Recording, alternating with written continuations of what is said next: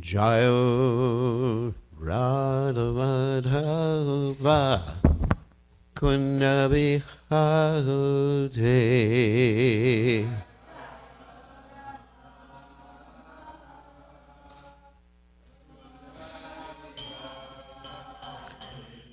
Jayo Radha Madhava Kunda Bihare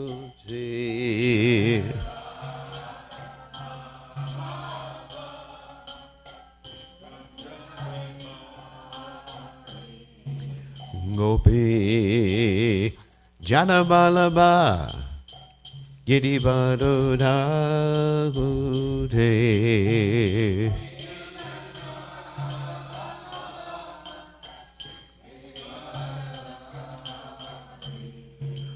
Gopi Janabalaba Giribado Dhavute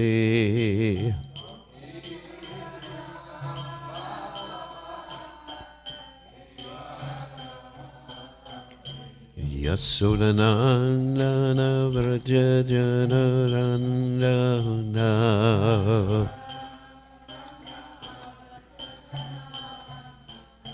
Yasodanandana Vrajajanarandana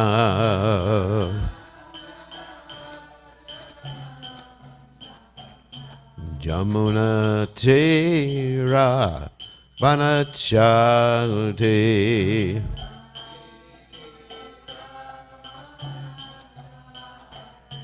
Yamuna Tera Vanachate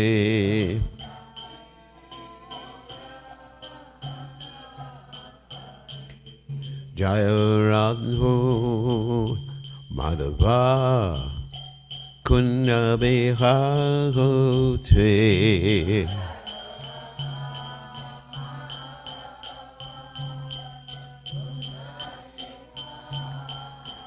Jaya Radha Madhava Kunda Bihare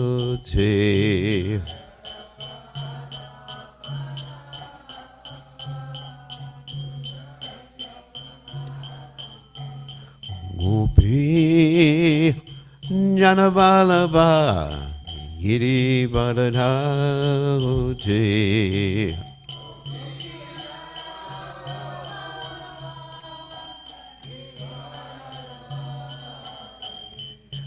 Gopi Janabalaba Giribada Dhavute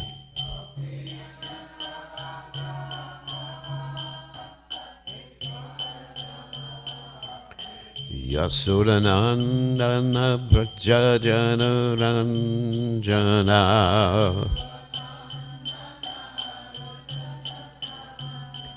Yasodanandana Vrajajanarandana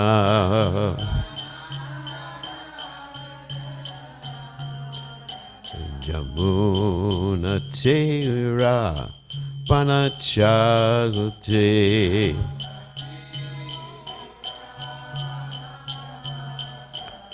Yamuna Tera Vanachate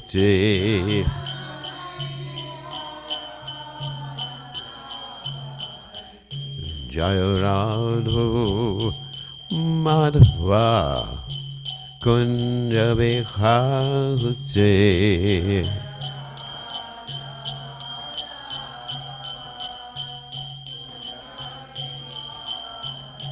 Jaya Radho Madhava Kunda Bihare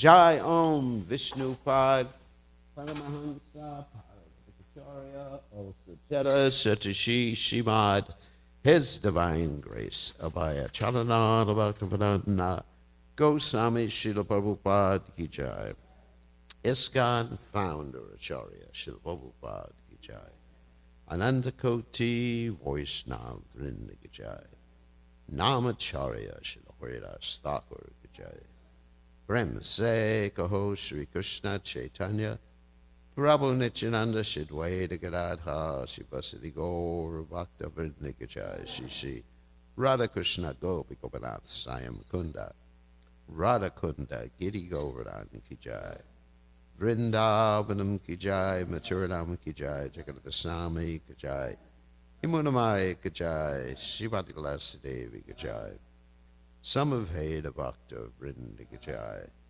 Gaur Premananda Hari Hari Bol.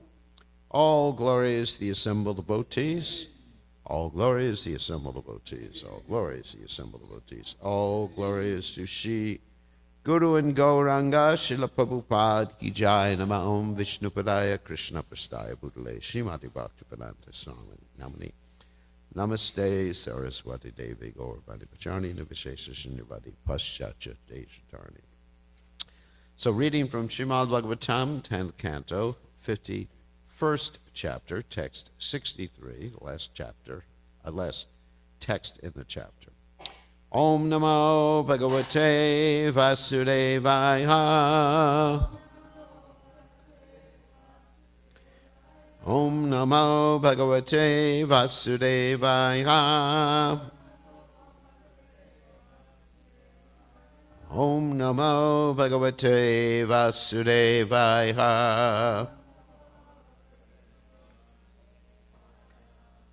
Janmane Anantade Rajan Sarva Bhuta Suritama Bhutva Dvija Varas Tvam Vai Mam Upaishyasi Kevalam Janmanyantare Rajan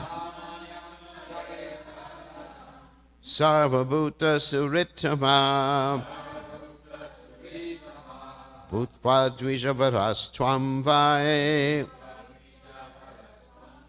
Mam Upaishyasi Kevalam Janmanyantare Rajan Sarvabhuta Suritama Bhutva Dvijavaras Tvam Vai Mam Upaishyasi Kevalam Janmanyanantare Rajan Sarvabhuta Suritama Bhutva Dvijavaras Tvam Vai Mam Upaishyasi Kevalam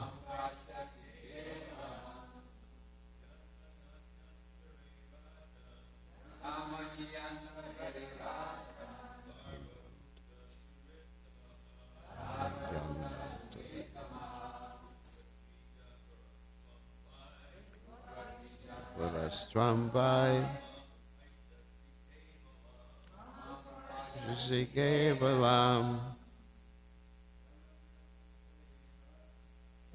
Janmanyantare Rajan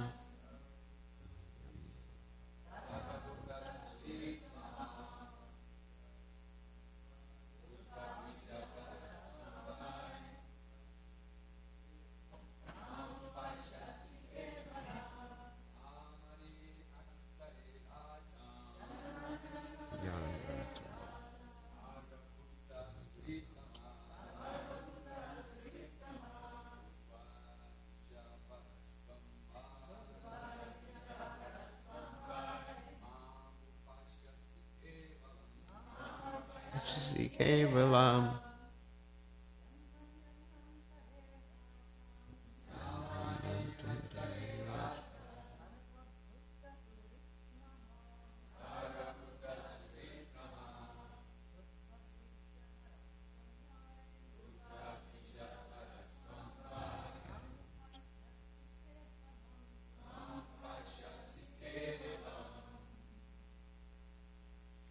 Janmani, in the birth.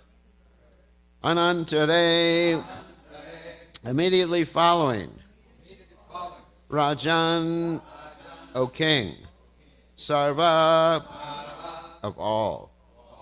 Bhuta, living beings. Suritama, a supreme well-wisher. Bhutva, becoming. Advijavara, an excellent brahmana. Tvam, you. Vai, indeed. Mam, to me. Upashyasi, will come. Kevalam, exclusively. Translation, O king, in your very next life you will become an excellent brahmana, the greatest well-wisher of all creatures, and certainly come to me alone. You can repeat, O king, in your very next life you will become an excellent brahmana, the greatest well-wisher of all creatures, and certainly come to me alone. So purport by the followers of His Divine Grace, A.C. Bhaktivedanta Swami, Srila Prabhupada, Srila Prabhupada Ki Jai. Sri Krishna states in the Bhagavad Gita, 5:29, Suridam Sarvabhutanam Gatva Mam Shantim Richati. A person attains peace by understanding me to be the well-wishing friend of all living beings. Lord Krishna and his pure devotees work together to rescue the fallen souls from the ocean of illusion. This is the real purport of the Krishna consciousness movement. So, I'm going to read the verse again, then we'll go on through the commentaries. Janman yanantare rajan savrabhuta suritama utva dvijavaras tvam vai mamupaishasi kevalam. So, you're going to find in the purports a difference of opinions between the acharyas, and something that's very, very interesting regarding prarabdha karma, which we're going to have to get into an explanation of. So, Vishwanath Chakravarti Thakur gives a little bit different, or quite a bit different explanation than the other acharyas give. First he starts with a quote that King Muchukunda is actually speaking before Krishna.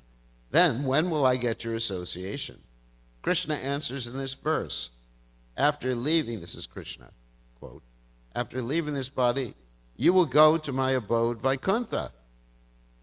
But what is this for you, the dearest devotee, when in this avatar I ward liberation of Vaikuntha to my enemies as well? However, when we will appear together in the future, when I appear in another avatar form, I will make you my associate and participant in my pastimes. Antare Janmani. You are the best friend to all beings because you help the jivas and give suitable philosophical knowledge, sarva bhuta suritama. Becoming the most worshipable Brahman, you will remain in my association without desire to taking things for yourself because of complete detachment, kevalam. So, that's Vishwanath Chakravarti Thakur. Now we're going to contrast that with Jiva Goswami's commentary. And this is really interesting and requires little hermeneutics here. So, because of prarabdha karmas, you will be born again, but in your next life, you will attain me alone, as you desired, and not something you did not desire, such as material powers. You will attain me with closeness, upa. You will perform astonishing service directly to me. So the point we're going to be talking about in a second is the point of prarabdha karmas, and I'm going to give some quotes from Srila Prabhupada and the different acharyas that make the point that when one takes up devotional service, particularly pure devotional service, and even if one chants Namabas, prarabdha karmas are finished. Now, that's just not my opinion. We've had that discussion. Actually, I've had that discussion with some famous astrologers, famous ISKCON astrologers, who say that, the prarabdha karmas are not gone, and other people say the prarabdha karmas are gone and Krishna is maintaining your body. So how to reconcile these two? We're going to be talking about that in a second. And how can reconcile this particular statement by Jiva Goswami because of prarabdha karmas, when we know he doesn't have prarabdha karmas? So why is it because of prarabdha karmas? Okay, I'll explain that. So let's continue with the Acharya's commentaries. In your next life, endowed with pure bhakti, your desire will be fulfilled. As a Kshatriya and as a king, according to those impressions now, you do not have friendship with all beings. You will become a Brahmana. So that impressions is in reference to prarabdha karma. You will become a Brahmana. Brahmanas by nature are friendly to all beings. Being friends with all beings, one becomes a jnani. Being a better friend of all beings, one becomes a devotee. Being the best of friends with all beings, one is a pure devotee. Endowed with natural compassion, distributing bhakti, you will be inclined to help all beings without motive. And then he quotes, Sadhanam samachitanam sutaram mat kritatmanam darshanam no bhaved bandha pumso krishno savituryata. When one is face to face with the sun, there's no longer darkness for one's eyes. Similarly, when one is face to face with a merciful devotee who is fully peaceful and surrendered to the Supreme Lord, one will no longer be subject to material bondage. That's 10:10:41 in the Srimad Bhagavatam. In other words, you will be an Ekanta Bhakta at that point. Or you will be among the best among Brahmanas, since you will be an Ekanta Bhakta. Therefore, you will shine, Rajan, and will be the best friend of all living beings. You will attain only me, Kevalam, not my vibhutis, in other words, opulences. Or existing alone, Kevalam, with special pastimes, you will attain me closely, Upaishasi, you will directly serve me. Or in verse 59, the Lord has stated that he has only a desire to serve the Lord's feet. In other words, in verse 59 of the same chapter, it says that actually he's already in Ekanta Bhakta. So he is already in Ekanta Bhakta, which is what the statement is here. Since the Lord is full of mercy and politeness, he will not say to the devotee that he does not have Ekanta Bhakti.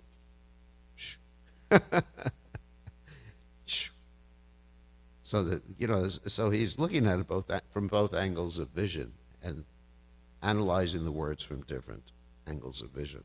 So we're almost finished with this. So there's a verse from another statement. He speaks in this way to produce steadiness in order to purify the devotee completely. By being born as a Brahmana, his faults as a Kshatriya, mentioned in verse 49, will be uprooted. Or this is arranged to accomplish the perfection of his great devotee, as in the case of Narada. This is quite an interesting purport. Tapadi pancha samskari lavejya karma karaka arta pancha kavid vipro maha bhagavato tama. The greatest devotee Brahmana undergoes 5 purificatory rites, Naivedya karma, and knows Arta Panchaka, and that's from the Padma Purana. So the purificatory rites are the samskaras, beginning with the Garvadana samskara. The meaning is explained in the Bhagavad Bhakti Vilas commentary. According to that, the meaning of the verse can be explained. Sridhar Swami explains this verse, according to the first version, Krishna does not reveal his relationship to Gokula, and by knowledge of Narayan and by hearing his glories, so this knowledge of Narayan and hearing his glories gives Muchakunda faith. It would be unsuitable to reveal everything in the cave where details could not be seen clearly. So thus ends the purports of his humble servants of his divine grace. A.C. Bhaktivedanta Swami Srila Prabhupada to the 10th canto, 51st chapter of the Srimad Bhagavatam, entitled The Deliverance of Muchakunda. So Basically, I'm going to concentrate on talking about this whole principle of prarabdha karma. First, I'm going to read from the 59th verse of the same chapter that we're reading, in which Krishna actually says that Muchukunda is a pure devotee. He says, this is the quote, understand that I enticed you with benedictions just to prove that you would not be deceived. The intelligence of my unalloyed devotees is never diverted by material blessings. So in other words, he's indicating that Muchukunda is an unalloyed devotee. And at the same time, we're hearing something about prarabdha karma there. So this is quite an interesting, what apparently is a contradiction. So let me talk about prarabdha karma right now and prove my point that prarabdha karma is finished even by Namabhas chanting. And I'm going to quote from the Harinam Chintamani by Bhaktivinoda Thakur. What are the effects of chanting in Namabhas? By chanting in Namabhas, all sinful effects are destroyed and one can attain liberation from the material world. All the effects of Kali Yuga are overcome. By chanting at this stage, all anxieties will go. I guess I'm not chanting on Namabhas, because I have so many anxieties about the Krishna conscious movement, will go and peace can be obtained. Material anxieties. Evil influences, this is what I was talking about the other day. Ghosts, demons, spirits, and unfavorable planets are also nullified. Even the residents of hellish planets can achieve liberation by chanting Namabhas. So here's the operative phrase. For Namabhas destroys the effects of sinful activities already committed, prarabdha karma. It's a direct quote from Bhaktivinoda Thakur. For these reasons, Namabhas is even more powerful than the Vedas and all the holy places. It surpasses all the materialistic pious activities of karmakanda. So there's one proof right there. There's another proof from the Nectar Devotion, chapter 1, and this particular section of the Nectar Devotion is entitled Relief from Material Distress. And here the chain of karma is being described. In this way, there's a chain of sinful activities and there are concomitant distresses. And the conditioned soul is suffering life after life due to these sins. He is suffering in the present life the results of sinful activities from his past life, and he is meanwhile creating further sufferings for his future life. Mature sinful activities are exhibited if one is suffering from some chronic disease, if one is suffering from some legal implication, if one is born in a low or degraded family, or if one is uneducated or very ugly. There are many. So when one takes over Krishna consciousness, one's no longer ugly. Right? Prabhupada said, your beauty was covered, and when you took up Krishna consciousness, your beauty was manifest. There are many results of past sinful activities for which we are suffering at the present moment, and we may be suffering in the future due to our present sinful activities. But all these reactions to sinful activities can be immediately stopped if we take to Krishna consciousness. As evidence for this, Rupa Goswami quotes from the Srimad Bhagavatam, 11th canto, 14th chapter, verse 19. This verse is in connection with Lord Krishna's instruction to Uddhava, where he says, My dear Uddhava, devotional service unto me is just like a blazing fire, which can burn into ashes unlimited fuel supplied to it. The purport is, as the blazing fire can burn any amount of fuel to ashes, so devotional service of the Lord and Krishna consciousness can burn up all the fuel of sinful activities. For example, in the Gita, Arjuna thought that fighting was a sinful activity, but Krishna engaged him on the battlefield under his order, and so the fighting became devotional service. Therefore, Arjuna was not subjected to any sinful reactions.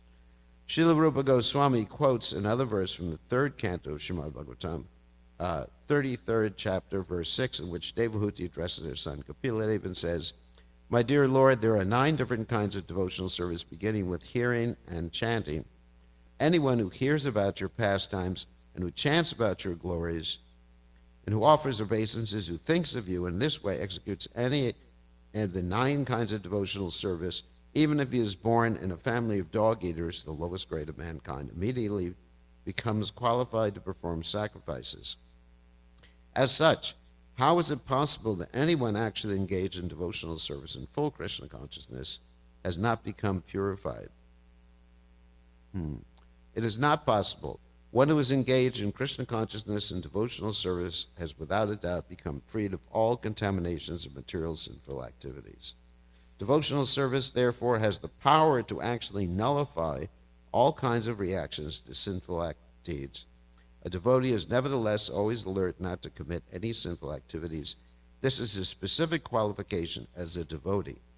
Thus, Srimad Bhagavatam states that by performing devotional service, a person who was born even in a family of dog-eaters may become eligible to take part in the performance of ritualistic ceremonies recommended in the Vedas. It is implicit in this statement that a person born into a family of dog-eaters is generally not fit for performing yajna or sacrifice. The priestly caste in charge of performing these ritualistic ceremonies recommended in the Vedas is called the Brahmin order. Unless one is a Brahmin, he cannot perform these ceremonies. A person born in a Brahmin family or in a family of dog-eaters is due to his past activities.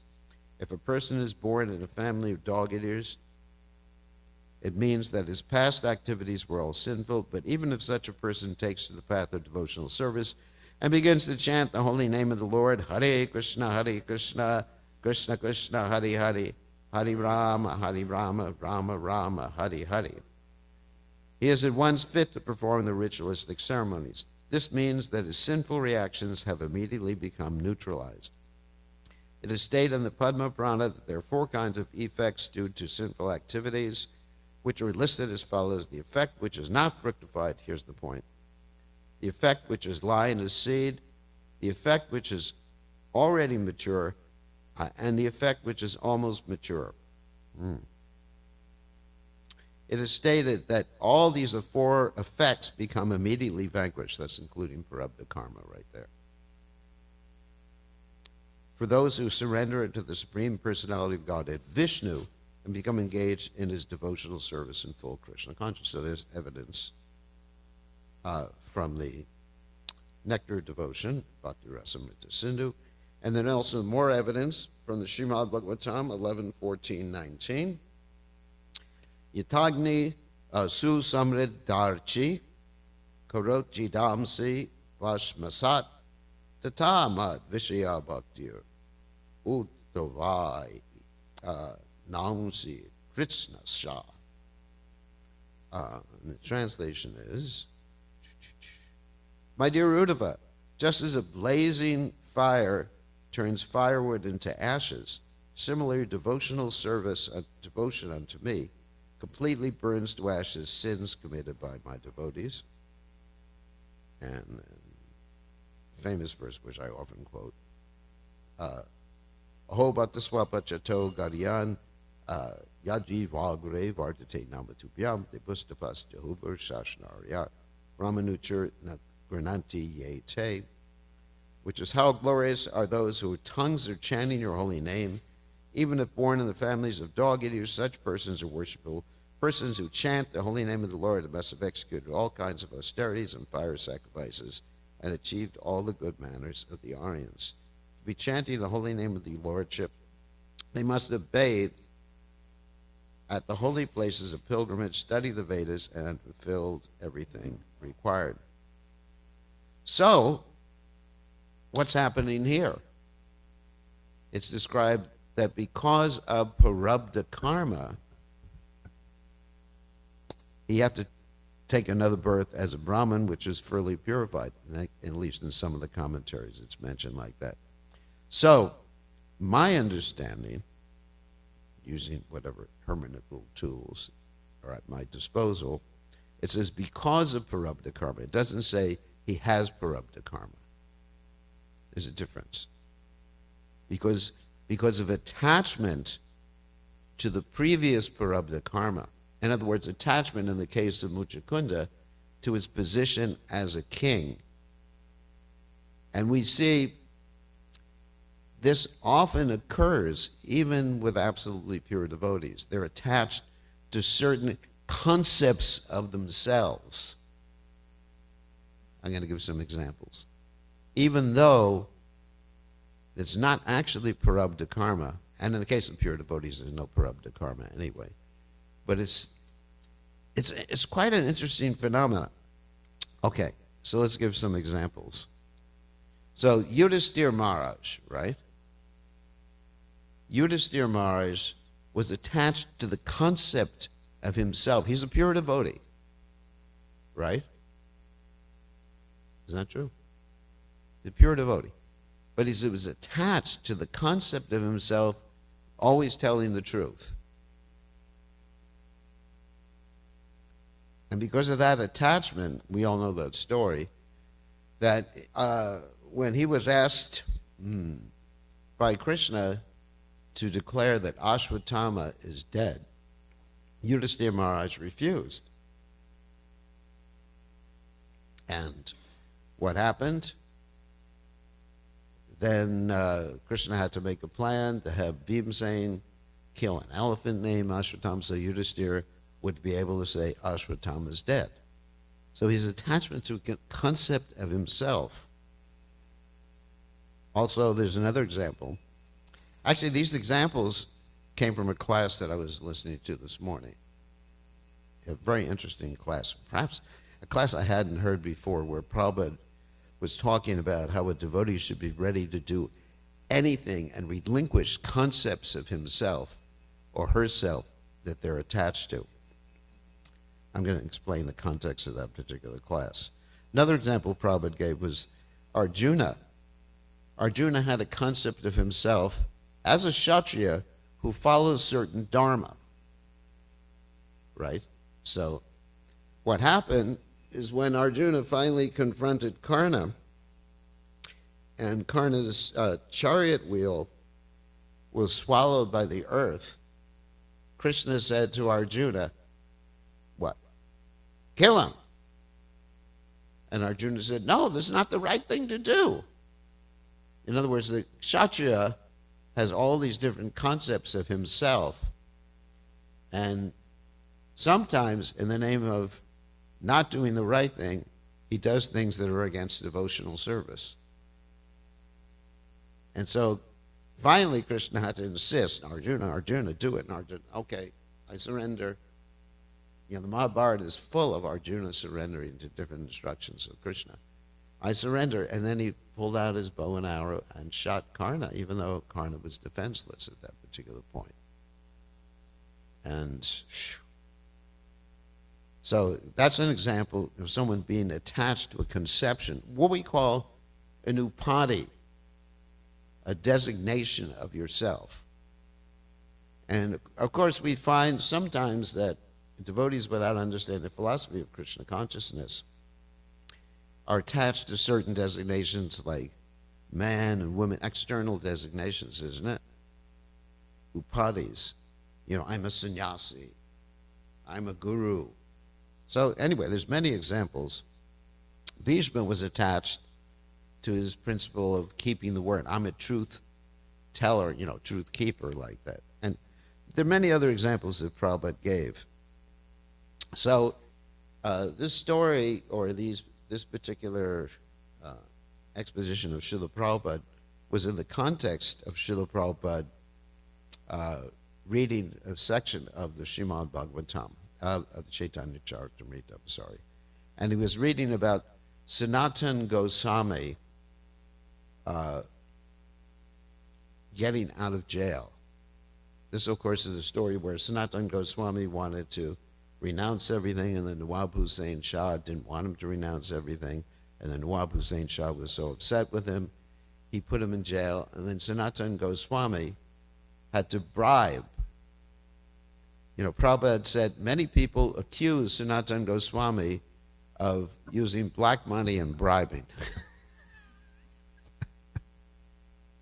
It was really interesting. I never heard this class before. It's given in India. Did you ever hear this class? Yeah, but this one, I thought I heard all of them too, but this is one I hadn't heard. And Prabhupada said, yes, he did bribe. And he did use black money. And then Prabhupada said, in the service of Krishna, to serve the Supreme Personality of Godhead, we have to relinquish all attachments and all conceptions of what's right and wrong, material conceptions of what's right and wrong. It's really interesting. And then ultimately, Srila Prabhupada gave the example of the gopis, because the gopis did something. They went to Krishna. This is all from Prabhupada's class this morning, which I'm integrating into this class. The gopis, upon hearing Krishna's flute, they went to join Krishna, and which is completely against the moral principles, the conception that one would have that I'm a chaste wife, a member of Vedic society.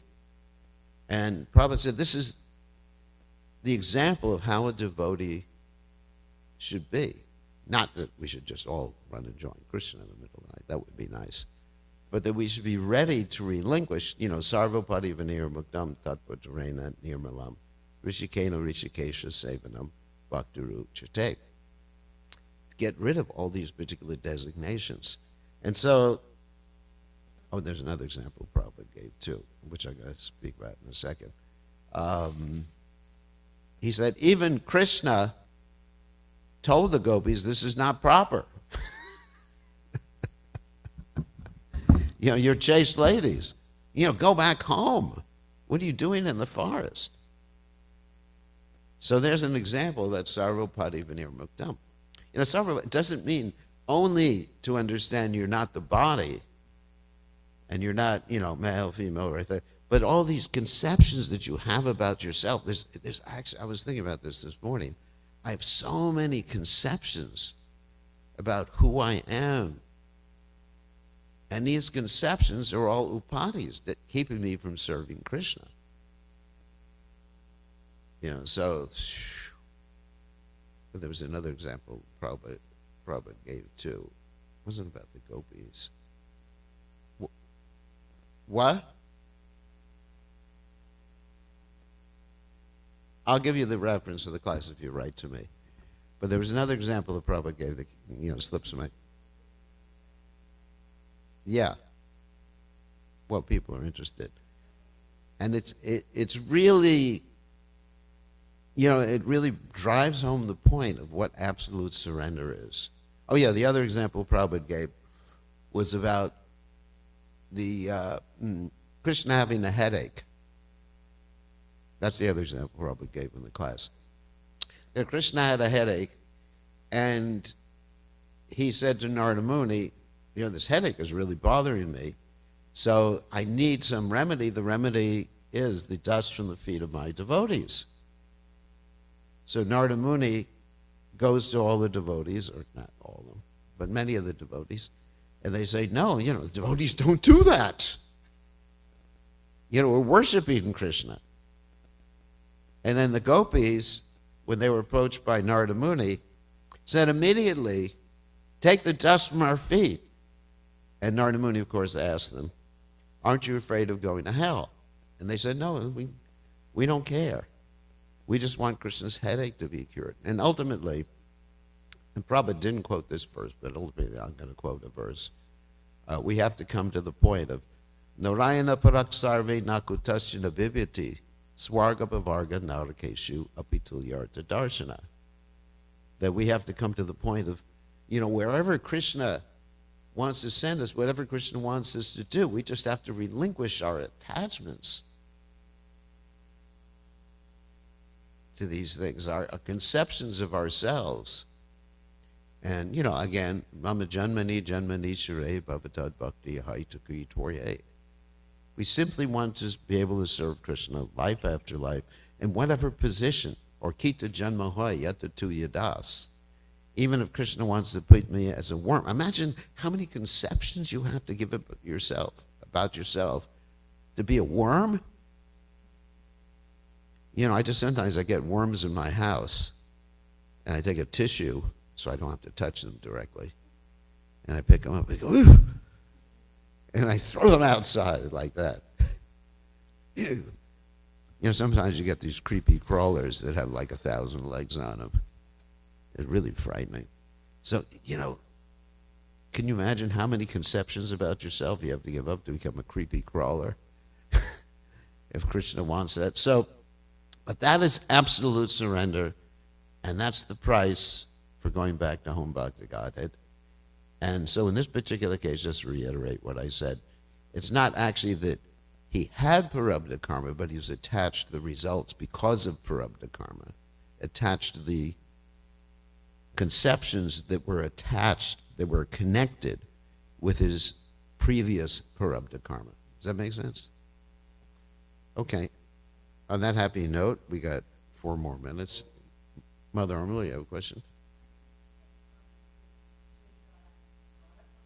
Yeah. It seemed that the main problem that caused him to do that was thinking, I'm the protector. Right. You know, he had renounced being the king and he's living in the forest. But he still had this mood, I'm supposed to protect all the living entities in my domain. And because of that, he became entangled. Yeah, that's true, because he was a king previously, and, you know, Praja is supposed to protect all living entities. Yeah. Also, I was thinking, Vraj Bihari Prabhu, you know, with his calm resolve, he lived in Vrindavan, I don't know, 13, 14 years, maybe more. And so he saw many devotees leave their body in Vrindavan. And he told me that the most difficult thing for people to give up was their particular conception of themselves. Like if someone was an artist, he was giving that example. He said, you know, like one devotee is an artist, and then she got so sick she couldn't do art anymore. And the biggest thing that was, you know, I was like, I can't do my art anymore. I can't do my art anymore. I'm not an artist anymore. Their identity, self. That particular identity, or another example, I know I don't want to say who this is. But And that was from their parabdha karma. yeah. That's true. Actually, their being an artist was from, because they joined the movement. They weren't pure devotees before. Right. That's their parabdha karma, the karma. results of their, not their parabdha karma, but their attachment to the parabdha Or I know karma. of one person but, you know, who was a traveling sannyasi preacher, and then, you know, having an illness that led to death. And he said, my biggest problem is that I can't be a traveling preacher anymore. He said, I don't know how to deal with it. You know, I just, that's who I am. I'm also thinking about Sudama Brahmana, that our acharyas say that the reason Krishna gave him so much opulence is that he was attached to being an austere, renounced person. You know, he was attached to his vairagya. I'm very renounced. And Krishna's like, okay, now become rich. So each and every one of us has these conceptions of ourselves, these attachments that, you know, just like I play the guitar, I'm a guitar player or whatever. And it's just, ultimately, Krishna's going to, Yasham Anugranami Hari Sheta Janam Shanai. Krishna takes these things away. I saw this myself. I was at a program, and, you know, devotees give an introduction. And, you know, I was born in New York, but I joined the movement in Chicago. And so someone introduced me as having been born in Chicago. And I immediately felt very offended. I'm like, I wasn't born in Chicago. And I thought, wow, you know, I'm so attached to this ridiculous upadhi like that. Yeah. Yes, all of us should think, you know, what attachments do we have, conceptions? You know, I have this conception that I'm a guru, and the devotees ask me, in the next life, are you going to be my guru too? So I'm thinking, yeah, we'll gather them all together, and, you know, Bir Krishna Maharaj's group, one lifetime to another.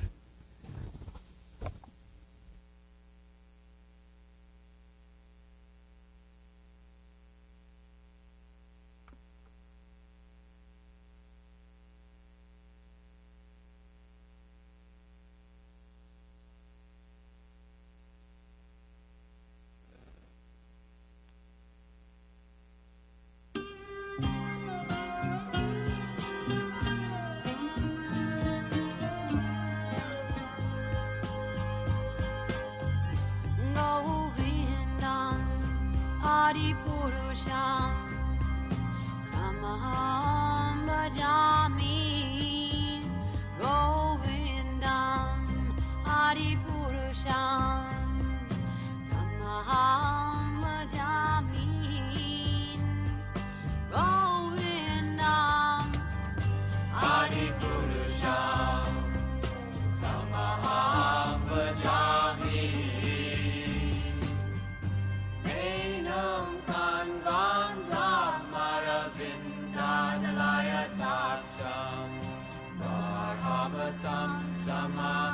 Ekam Buddha Sundarangam Kandar Ako Vidamaniya Vishesha Shobha Govindam Adipurusham Tamaham Bhajami Govindam Adipurusham Tamaham Bhajami Govindam Adipurusham Tamaham Bhajami Angani Asa Sakalem Priya Priti Manti Lasyan Dipan Dikayanti Jiram Naganti Ananda Chinmaya Sadhu Jala Vigrahasya Govindam Adipurusham Tamaham Bhajami Govindam Adipurusham Namaham Bhajami Govindam Adipurusham Namaham Bhajami Govindam Adipurusham Namaham Bhajami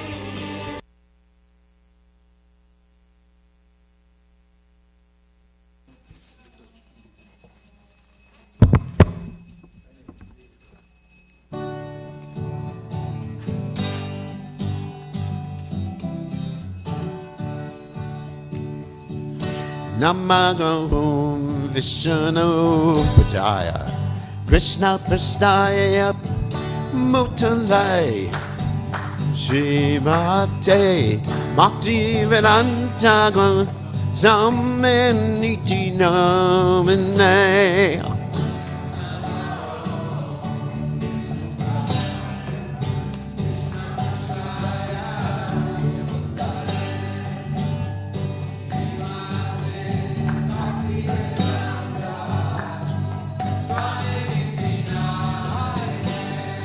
Namaste Saraswati Devi Gauravani Pacha Nevasesha Shunyavadi Paschachagati Sacharane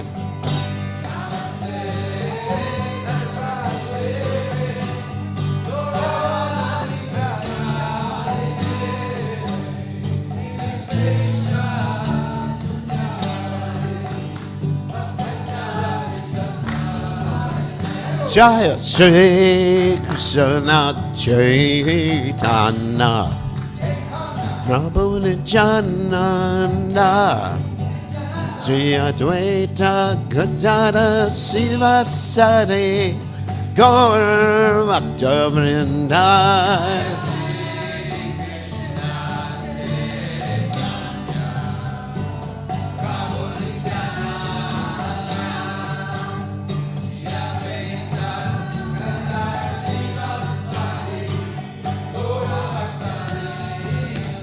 Jaya Sri Krishna Chaitanya Prabhu Nityananda Sri Advaita Gadada Sivasadi Gaur Bhakta-vrinda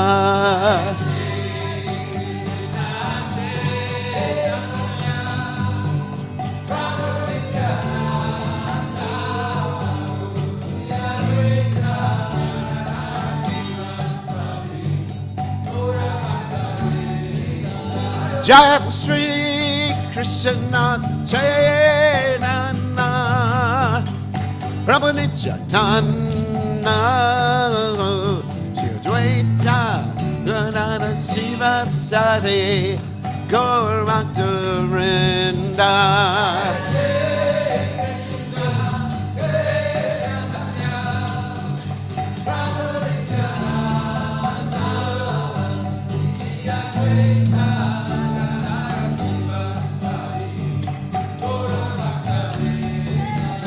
Jai Shri Krishna Chaitanya Prabhu Nityananda Jidvaita Radha Shiva Sari Gaur Bhakta-vrinda.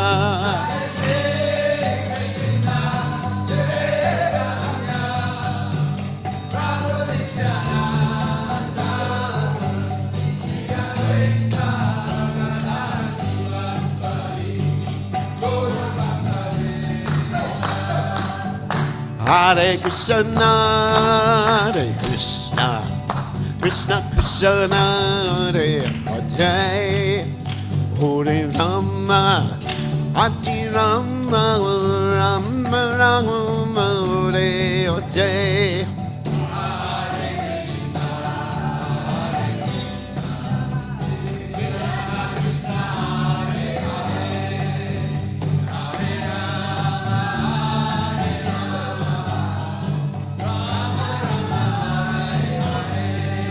Hare Krishna, Hare Krishna, Krishna Krishna, Hare Hare, Hare Rama, Hare Rama, Rama Rama, Hare Hare, Hare Krishna, Hare Krishna.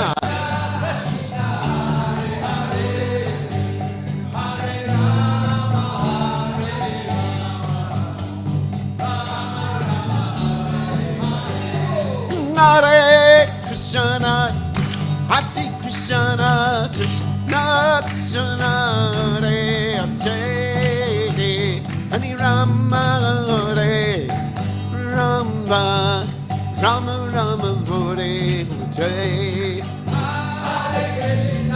Hare Krishna,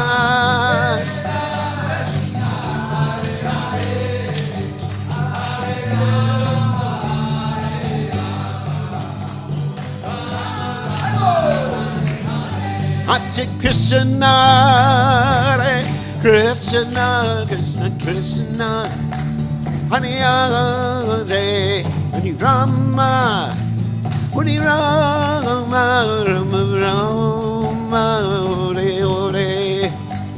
Hare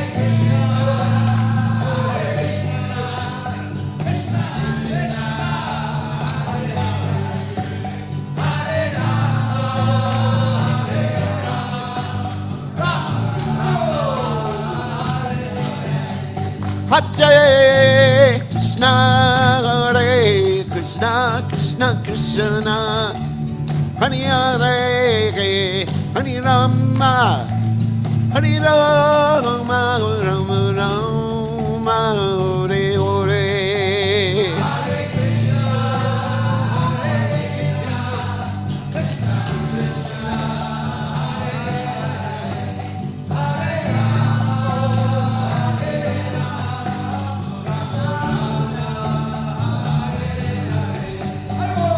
Hare Krishna, Hare Krishna, Krishna Krishna, Hare Hare, Hare Ram, Hare Ram, Ram Ram, Hare Hare.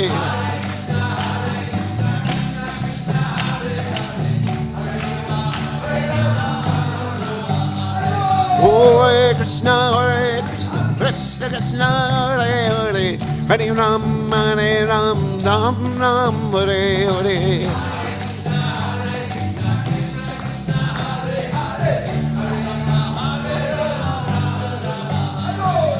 Hare Krishna, Krishna Krishna, Hare Hare, Hare Ram, Ram Ram, Hare Hare.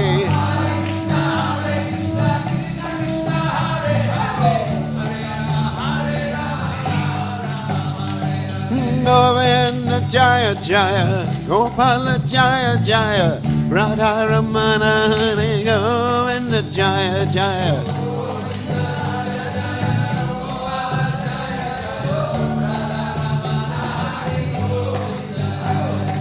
Govinda Jaya Jaya, Gopala Jaya Jaya, Radha Ramana Hare Govinda Jaya Jaya.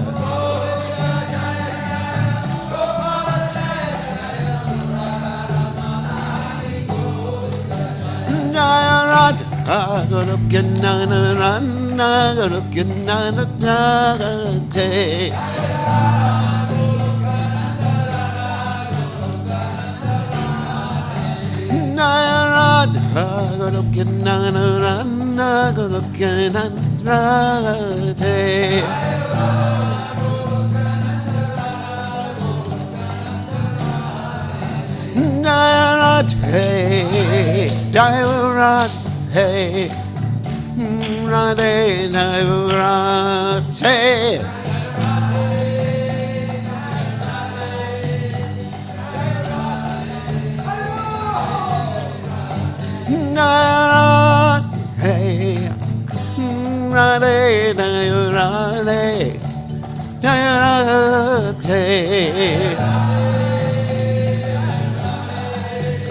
Jaya Radhe, Jaya Sri Radhe, Jai Om Vishnupad.